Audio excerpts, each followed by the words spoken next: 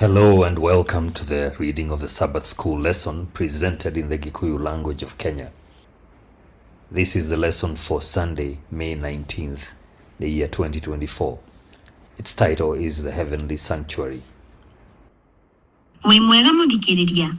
Ĩno nĩ lesson ya kanana mũthenya wa Jumapili, mweri wa 5 kana Mei tarĩki 19, mwaka wa 2024.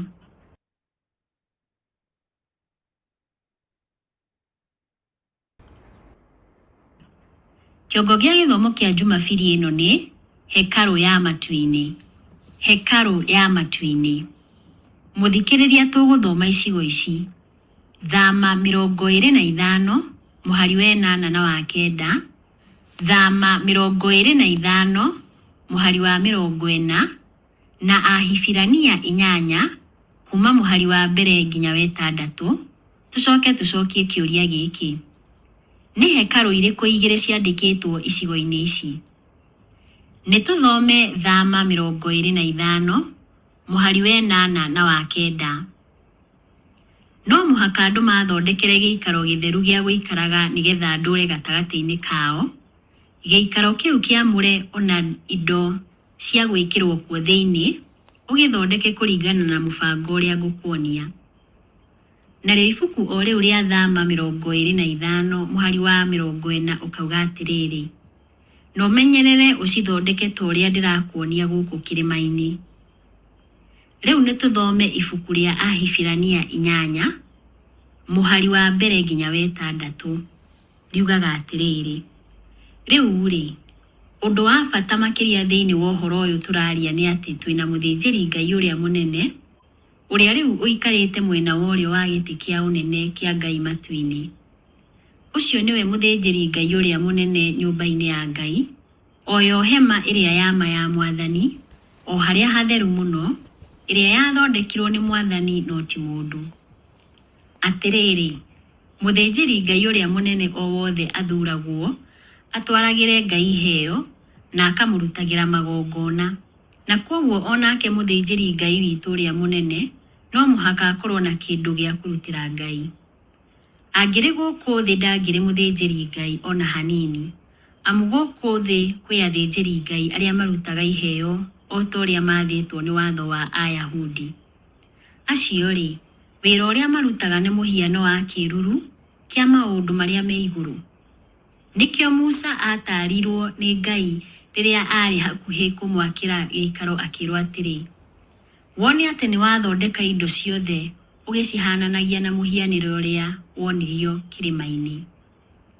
No rĩrĩ, Kristo nĩagĩte na ũtungati mwega ũkĩrĩte ũrĩa wa tene, o ta ũrĩa kĩrĩkanĩro kĩrĩa arũgamĩrĩire gatagatĩ ka Ngai na andũ ake gĩkĩrĩte kĩrĩa kĩa mbere, amu kĩrĩkanĩirwo na ciĩranĩro njega makĩria.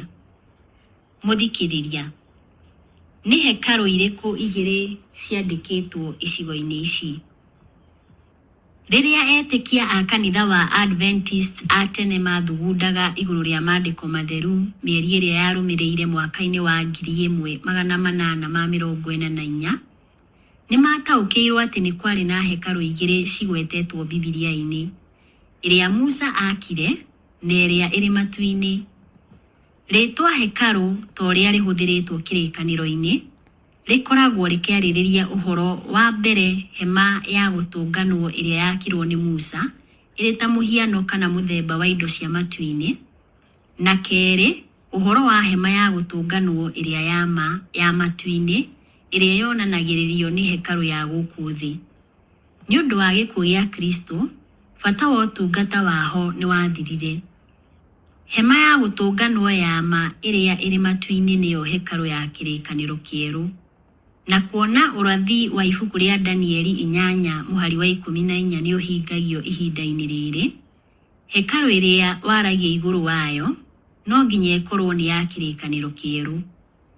Thikũ 2300 igĩthira mwaka-inĩ wa 1844, gũtiakoretwo na hekalu gũkũ thĩ kwa ihinda rĩa karine nyingĩ. Nĩkĩo ũrathi wa ibuku rĩa Danieli 8 mũhari wa 14 itĩna rĩa mĩthenya 2300 Hĩndĩ ĩyo nĩguo hekarũ ĩgacoka ĩtherio. Hatarĩ nganja wonanagia hekarũ ya matu-inĩ. Ũhoro ũyũ wandĩkĩtwo ibuku-inĩ rĩa The Great Controversy rĩa Ellen G. White, peji 417. Hekarũ ya werũ-inĩ yarĩ mũhiano wa hekarũ ya matu-inĩ. Motungata ma hekarũ ya gũkũ thĩ monanagĩrĩria mũbango wa Ngai wa ũhonokia. Igongona rĩothe rĩarutagwo rĩarũgamagĩrĩra igongona rĩa Jesũ mũtharaba-inĩ wa Kalvari.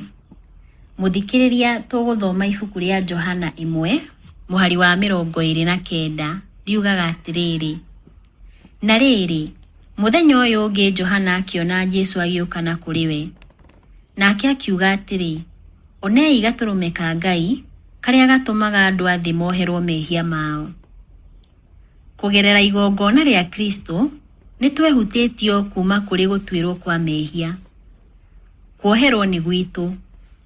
Kũritũhĩrwo nĩ mehia maitũ nĩ kweheragio rĩrĩa twamũkĩra igongona rĩa Jesũ ithenya-inĩ ritũ, na tũkaumbũra mehia maitũ, ta ũrĩa kwandĩkĩtwo ibuku-inĩ rĩa Johana wa mbere 1 mũhari wa 9. Jesũ to gatũrũme tu karĩa gatũkuĩrĩire, no nĩ nginyagia mũthĩnjĩri Ngai ũrĩa ũtũũraga nĩ ũndũ witũ. Ibuku rĩa Ahibirania 7 mũhari wa 25 nĩrĩtaragĩria atĩ nĩ ũndũ ũcio mahinda mothe nĩakĩhotaga kũhonokia andũ arĩa makuhagĩrĩria Ngai na ũndũ wake, amu we atũũraga hingo ciothe nĩgetha amathaithanagĩrĩre harĩ Ngai. Jesũ nĩeheragia mĩtangĩko ya mehia na agatũhonokia kuma kũrĩ hinya wa mehia, ta ũrĩa kwandĩkĩtwo ibuku-inĩ rĩa Aroma 8 kuma mũhari wa mbere nginya 4, na ibuku-inĩ rĩa Akorinitho wa kerĩ 5 mũhari wa 21. Mũthikĩrĩria, nĩtũthome ibuku rĩa Aroma 8 kuma mũhari wa mbere nginya 4. Riugaga atĩrĩrĩ: Tondũ ũcio rĩu arĩa me thĩinĩ wa Kristo Jesũ matingĩcoka gũtuĩrwo. Nĩ ũndũ rĩ, watho wa Roho ũrĩa ũtũmaga tũtũũre muoyo thĩinĩ wa Kristo Jesũ nĩ ũnjohorete kuma watho-inĩ wa mehia na gĩkuũ. Nĩgũkorwo Ngai nĩekire ũrĩa watho ũtangĩahotire gwĩka nĩ ũndũ wa kwagithio hinya nĩ mwĩrĩ. Ngai nĩatũmire mũriũ oke gũkũ thĩ ena mwĩrĩ ũhana ta mwĩrĩ ũyũ witũ, ũrĩa wĩhagia nĩ ũndũ wa mehia ma andũ, nake ena mwĩrĩ ũcio agĩtooria mehia. Ngai ekire ũguo nĩgetha ũhoro wa watho ũhingio thĩinĩ witũ, ithuĩ arĩa tũtũũraga na hinya wa Roho, no ti wa mwĩrĩ. Narĩo ibuku rĩa Akorinitho wa kerĩ 5 mũhari wa 21 rĩkauga atĩrĩrĩ: Ngai nĩatũmire Kristo ũrĩa ũtarĩ na mehia agĩe na mehia, nĩ ũndũ witũ, nĩguo na ithuĩ tũgĩe kana tũgae ũthingu wa Ngai twĩ thĩinĩ wa Kristo. Wĩra wa Jesũ wa hekarũ-inĩ ya matu-inĩ nĩ kũrĩ ithuĩ. Nĩ ũndũ wa gũtũthaithanĩrĩra gwake, kũnyitwo nĩ mehia nĩ kũninĩtwo hinya. Tũtirĩkoragwo kĩoho-inĩ kana ũkombo-inĩ wa mehia maitũ rĩngĩ. Thĩinĩ wa Kristo tũrĩ na wĩyathi kuma kũrĩ gũtuĩrwo nĩ mehia na wĩyathi kuma kũrĩ gwathwo nĩ mehia.